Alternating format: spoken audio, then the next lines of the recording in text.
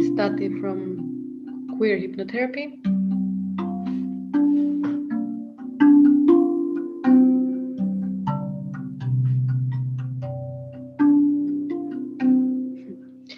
I'd like to welcome you to this Gold Counselling training. So first I'd like to introduce to you my instrument that I use a lot in my hypnotic journeys. And I'd like to tell you a little bit about this training. So this training comes in two parts. There's the video part where I will be teaching you how to map your Gold Counselling list. And there is a meditation part, which you can do after you've done your list and your mapping with your eyes closed in a safe space where nobody will disturb you. And the meditation will be accompanied by this instrument.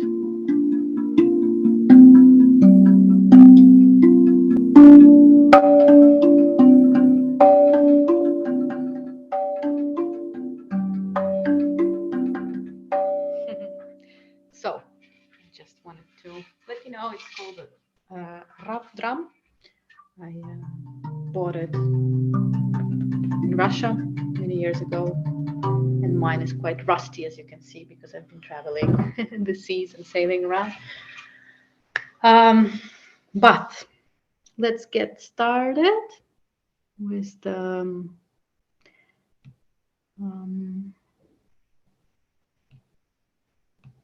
training. So I will share my screen with you.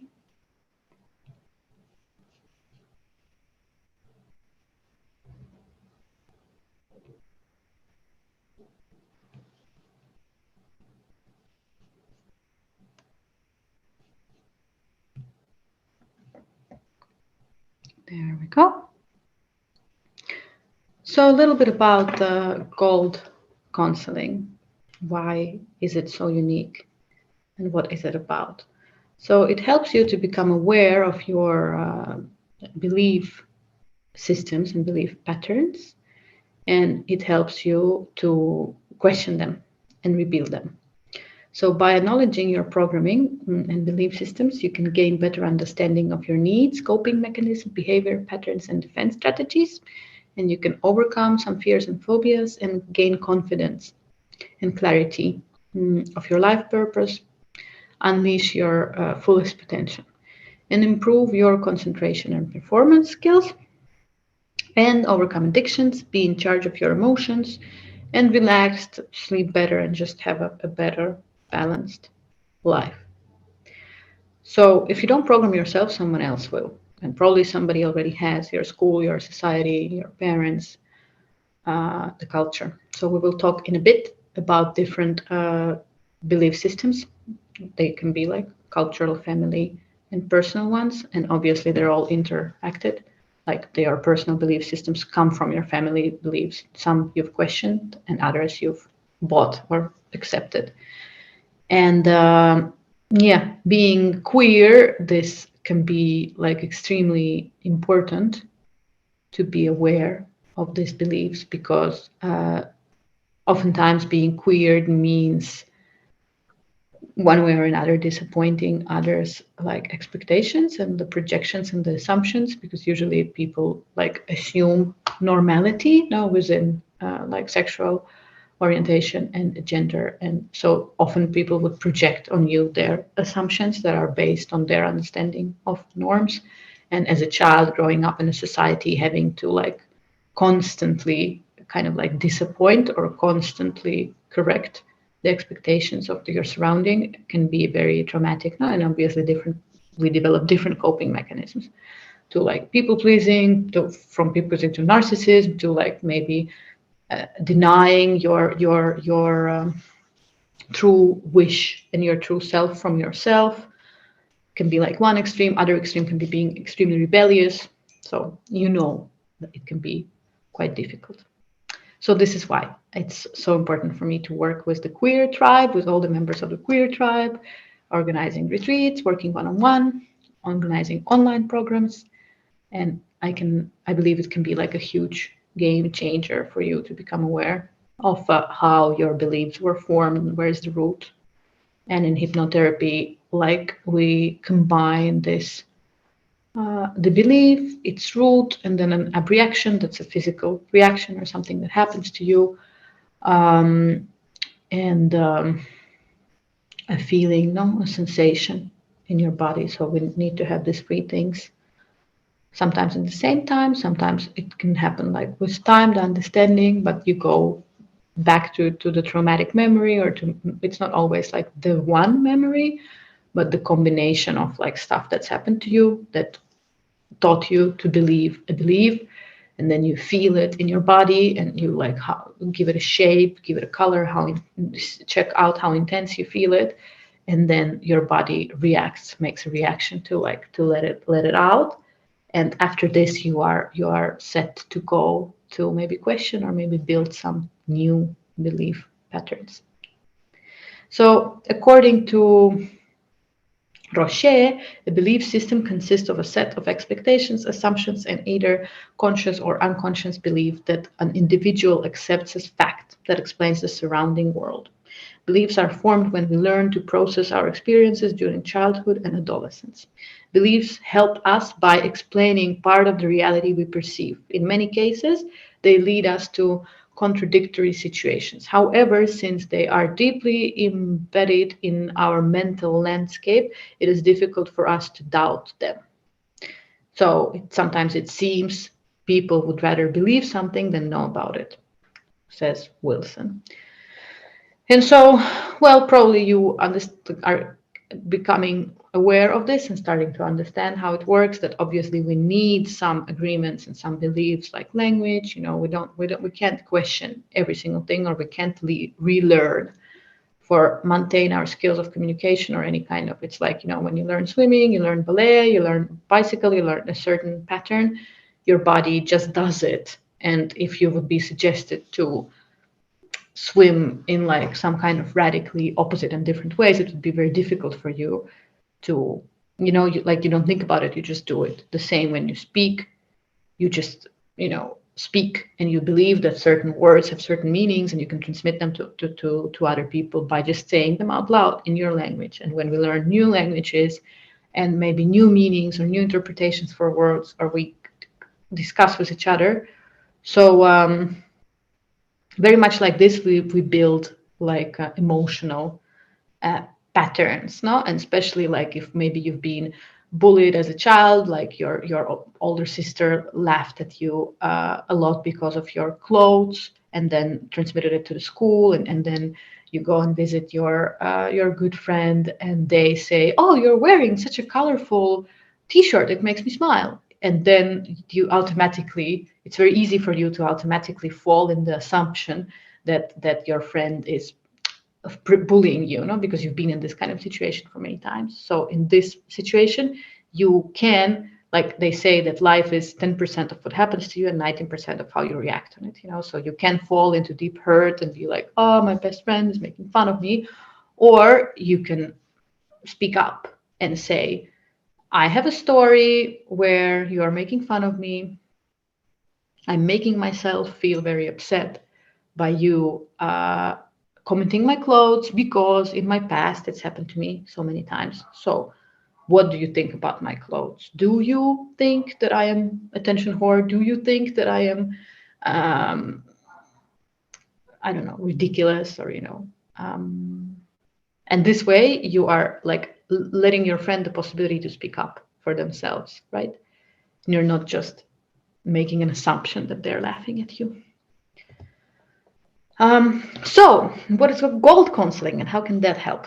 It's a very easy to use and effective method developed by Georges Phillips and Lynn Buncher, and it can teach you to find your unconscious core beliefs and separate them from the conscious ones, and identify primary and secondary beliefs, and unravel complex belief systems, specify where and how we learn a limiting belief, and replace it with a self-assuring one. And to find the roots of beliefs, then dismantle them and learn to program new beliefs ourselves. Yay!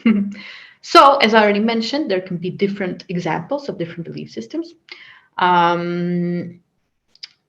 So belief system is anything for thought, feeling, decision, and action. Usually it comes in this order, though you might think different, but usually your thought creates your feeling. So this is very important to realize that when somebody acts in a certain way, we have like a filter, like how do we interpret that action, and that makes us angry or sad or upset. No? So usually we get very angry or upset when we interpret that people are doing something on purpose, to bug us, being mean, that it's not fair, typical my luck and stuff like that.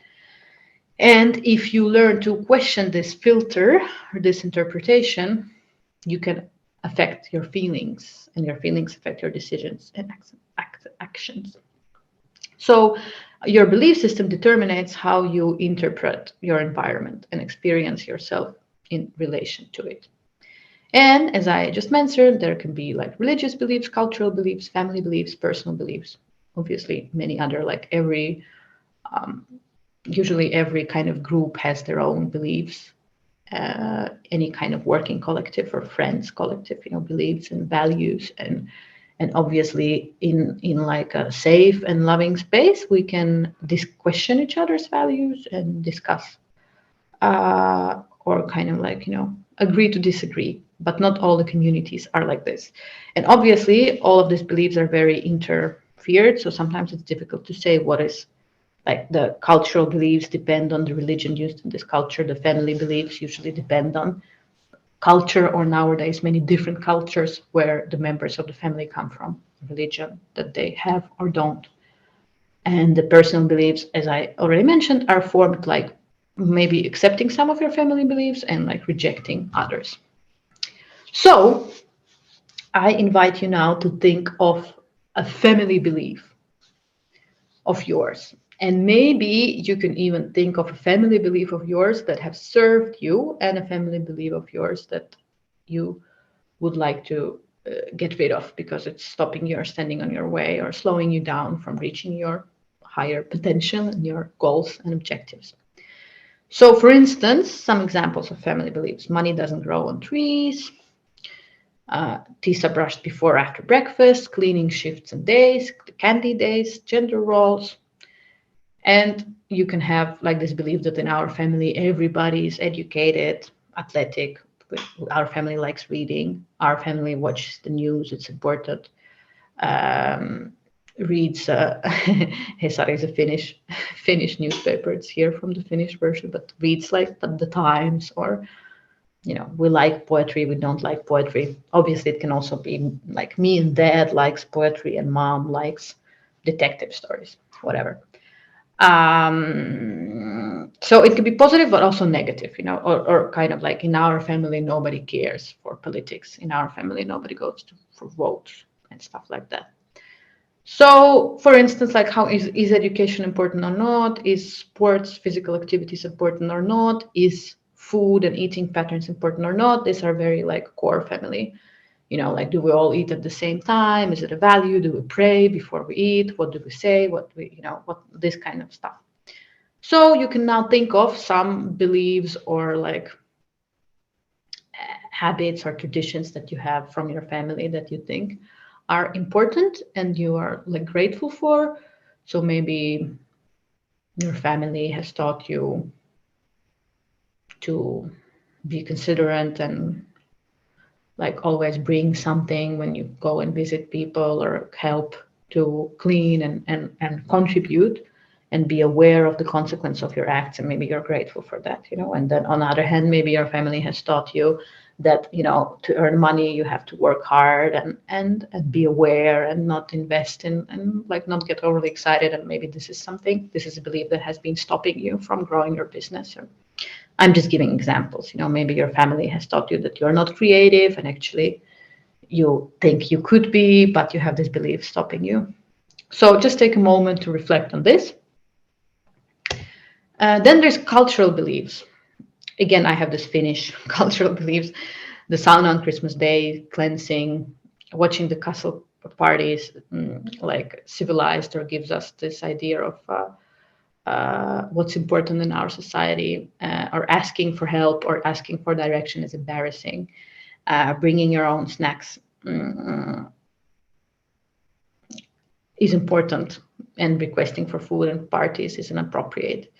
Not asking a neighbor for help is embarrassing. Asking about feelings is intrusive, also about money, and stuff like that. So this is very Finnish. Well, maybe your culture is very different, but I can't give examples here. I'm like giving from my own culture.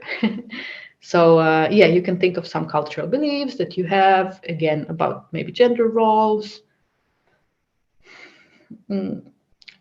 alcohol, substance. This can be very, say, even like smoking weed, and in some cultures is like very like, it's like drug addiction, and in other cultures it's very normal. Or drinking, in parties, how much do you drink? Do you drink while eating? Do you drink is it the same for male and female to drink?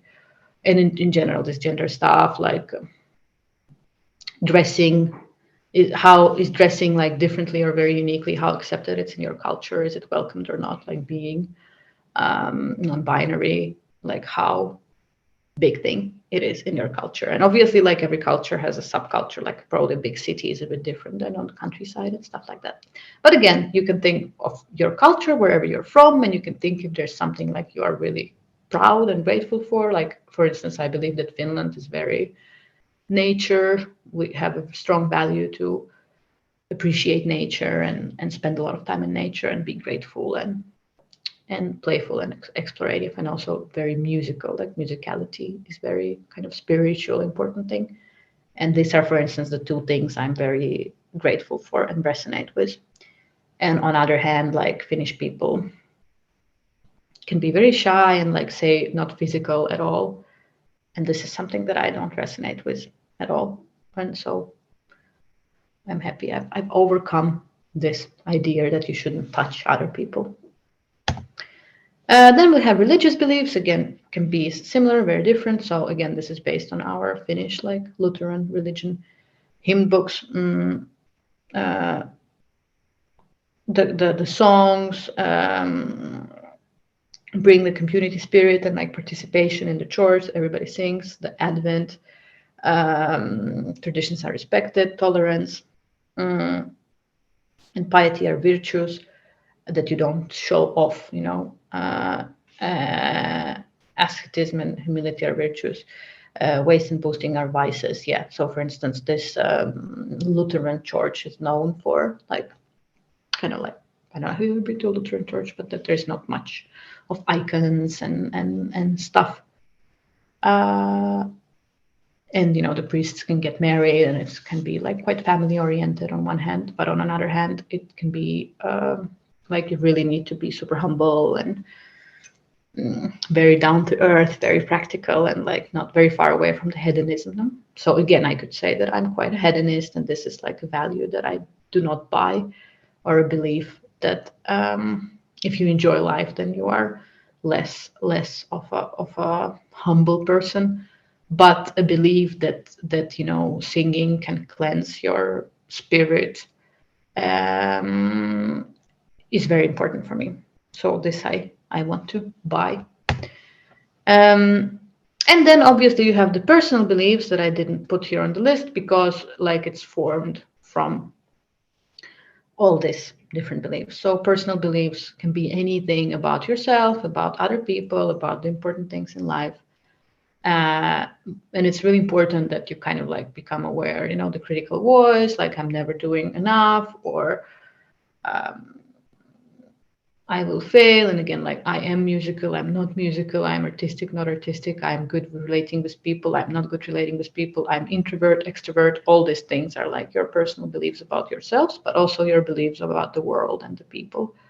Like, if you have some beliefs of, it's like, because basically everything is your belief. Like no sex on first date, or even your beliefs about your gender and your sexual orientation, what you like about other people, what you dislike about other people, it's all your personal beliefs. So when we make a gold list, we choose a title that's a belief, and then we write the list, and we link the list, and we map the list, and then we identify primary and secondary beliefs and belief loops, and then we do the meditation, right? So the most important thing is choosing a belief. No, and the good thing is that you can do as many gold lists as you want. So you can go with trial failure.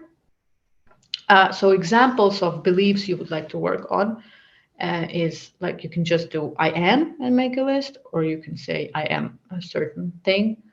I am a man, I am a woman, I am non-binary, I am gay, I am peaceful, I am happy, I am unsecure, I am floaty, I am bubbly, whatever.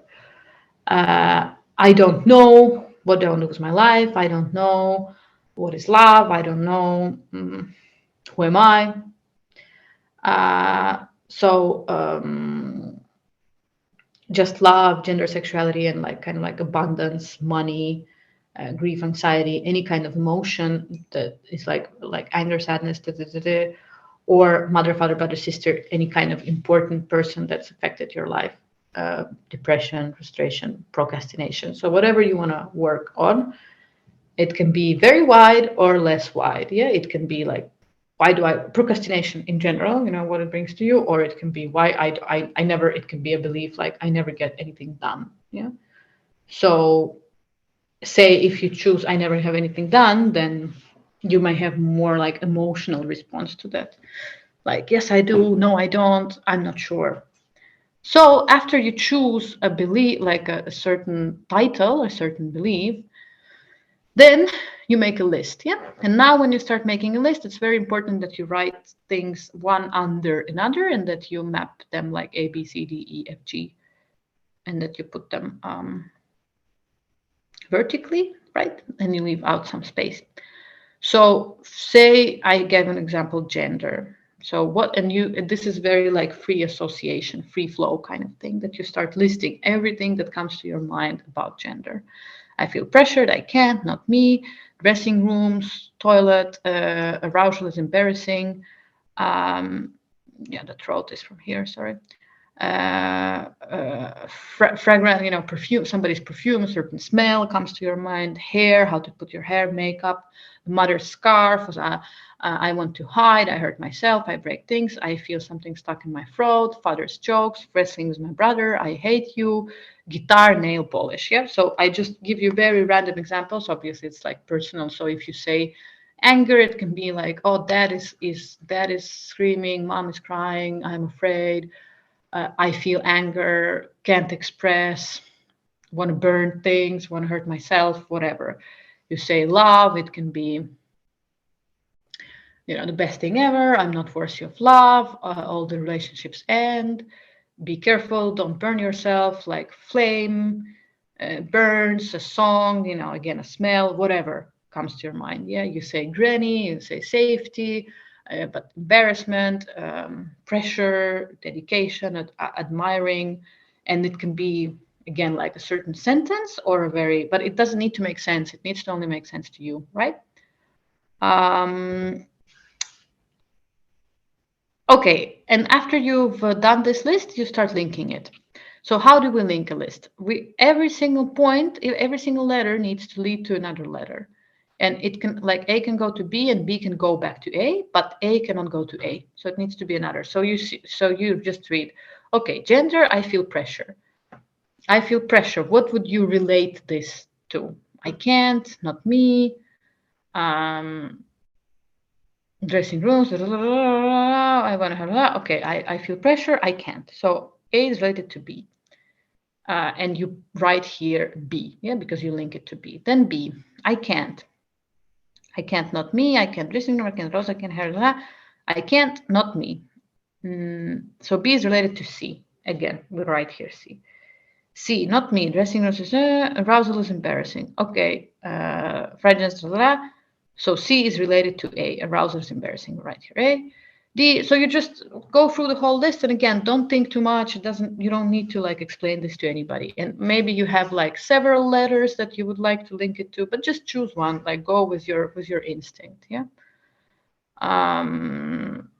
So hair is related to I want to hide. I hurt myself is related to I hate you. Guitar is related to mother's scarf. Oh, no, it's not. Yes, it is, for some reason. So this is very like intuitive. So the important thing is that every letter has every point, every association has another association that it's linked to. And then we start mapping out the list. So when we have A that goes to B, it's quite easy for you. You just write A and you make an arrow and you write B. And then it's very important that you cross out this letter once you've written it down. So afterwards you can see. And then B goes to C. So here we have B that goes to C. Again, we cross out the C. C goes to A. So now we go straight to E. We cross out this E here. We write here. C goes to E. And then we go to E. Yep. So now the D we didn't do. So arousal is embarrassing when E goes to F. We write here E goes to F. And then we go to F. F goes to G. F goes to G. And we go to G. G goes to J. So again, now we jump over. J goes to P. Again, we jump over all the way. And P goes back to G. And now we already have G here. So we say P goes back to G and we go back to G. And now that we are not, G goes to P, P goes to G. So now we jump back. So now this is why it's important that we've been crossing over these letters. We have C that we didn't write there yet. No, that's not true. We have D that we didn't write there yet. So we write D goes to M and we go to M and we figure that M goes back to D. So this is like a separate thing. D goes to M, M goes to D. We write them down here and no other letters go to them. So then again, we've crossed everything out. So we had here H we don't have yet. Yeah. So we write H goes to K and then K goes to P, and P we already have. P goes to, then we write H goes to K, K goes to, and then again H goes to K, so we scroll up, and K goes to P, and we cross this. And we have I that we didn't cross out yet. So I goes to C. Here we have it. I goes to C. I couldn't see it, so again we cross out the C. We go back, we go like C, we've already done. So then we go, what else is not crossed out yet? We check it out. Q goes to I, so we write it separately here and we cross out I. And R goes to I also, so write it here and then we cross it out. And what else we have? We have O, that's not, so O goes to E. Then we have G and G, J goes to G. So we haven't seen this up, so we cross out this, and then we have L going to P, so we cross out this, and then we have K going to P2. So there we go, we've mapped it out, and now we see what is, so the belief loops are the ones that go one to another, D to M, M to D, and J to P, P to J. Yes, so these are our loop of beliefs. And the beliefs that most arrows points are the primary beliefs. Yeah. So here we have G is what most arrow points, and P. So G and P is a primary belief and also the loop belief. So this definitely the G and P are here the thing. I want to hide and I hate you. But also D and M. Dressing rooms. And I feel something stuck in my throat. So hiding, hate you, hiding, hate you. And then now when you do your meditation, basically when I start to say, oh, okay, there's a page I didn't translate. Okay, I haven't translated these pages yet. Sorry, my bad. Well, yes, I was going to show you another list and map it out. But for now, I think you'll be fine with this, what I told you so far. So let's repeat. First, you think of a belief that's really standing on your way, slowing you down or limiting you. It can be related to anything. to your anger, how you deal with emotions, maybe a belief like I'm emotionally unstable, I'm not able to earn money, I'm chaotic, I am not concentrated, I'm not focused, I don't have willpower whatsoever.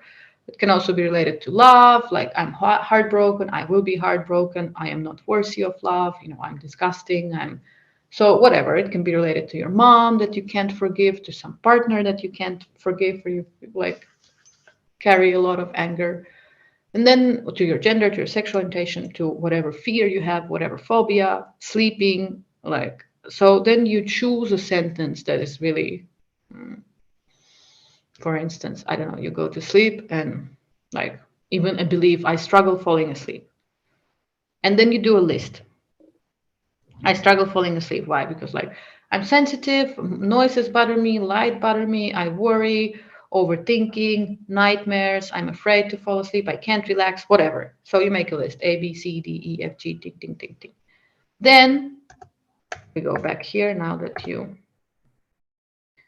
already been through this. You choose a title, so that's a belief that's limiting you. You write your list A, B, C, D, E, F, G, one under another. You link your list. A goes to C, C goes to J. Remember to cross out the stuff. You map your list, so you draw. A goes to B, and B goes to C, and then you identify the primary and secondary beliefs and belief loops, and then you do the meditation. And during the meditation, you will be repeating the beliefs that are primary beliefs or belief loops. And just don't worry about it during the meditation. Like you will be, if something else comes up, that's okay. So just go with the flow. Yeah. So think of the things that you can also think of the emotions that just came up while you were like just already this work of doing this list is you are becoming aware and like digging. And so it's not so much about like doing it perfectly and having this technique and not committing any mistakes, but it's more about just working on yourself and working on this stuff. Okay, so thank you very much. Thank you for listening. Maybe I'll stop sharing now. And yeah, just let me know if you have any questions or if anything is unclear. Feel free to reach out. And yeah, I hope you go deep with yourself. And no matter what you do, just spend time with yourself, learn to love yourself, accept yourself. I'm really proud of you. You're doing a great job. And it's all an art of learning to forgive yourself over and over again because you are doing the best you can. So try to connect with this compassion.